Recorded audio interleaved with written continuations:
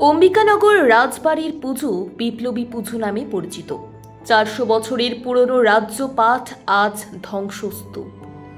1611 সালে খড়গেশ্বর ধবল দেব রাজপরিবারে দুর্গা দেবীর আরাধনা শুরু করেন। কুলদেবী অম্বিকার নামেই নামকরণ হয় অম্বিকানগর। বর্তমানে আগাছা জড়ানো জীর্ণ ইটের যে রাজবাড়ির কাঠামো রয়েছে, অতীতে এই প্রাসাদ ছিল বিপ্লবীদের আস্তানা। রাজবাড়ির গুপ্ত কক্ষে অগ্নিযুগের স্বদেশী যোদ্ধাদের অস্ত্রশস্ত্র তৈরি হতো।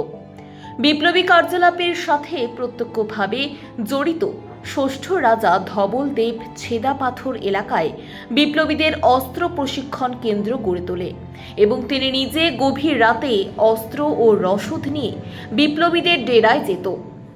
প্রফুল্ল চাকি, বারিন ঘোষ, ক্ষুদিরাম বসু সহ অনেক বিপ্লবী অম্বিকানগর রাজবাড়িতে আসতেন। গুপ্তচরের মাধ্যমে রাজার এই বৈপ্লবিক কাণ্ডকর্ম জানতে পেরে ব্রিটিশ পুলিশ তাকে গ্রেফতার করে। আলিপুর বোমা মামলায় কিছুদিন কারাবাসের পর প্রমাণের অভাবে মুক্ত হয় রায়চরণ। পুজোতে অনেক বিপ্লবী মায়ের নামে শপথ নিয়ে তাদের আন্দোলন এগিয়ে নিয়ে গেছে। বর্তমান রাজবাড়ির সদস্য গৌরীশঙ্কর নারায়ণ দে বলেন, এক সময় তাদের বিশাল রাজত্ব ছিল, তখন মহা ধুমধামে পুজো হতো। এখন জৌলুস না থাকলেও নিয়মে কোনো খামতি নেই।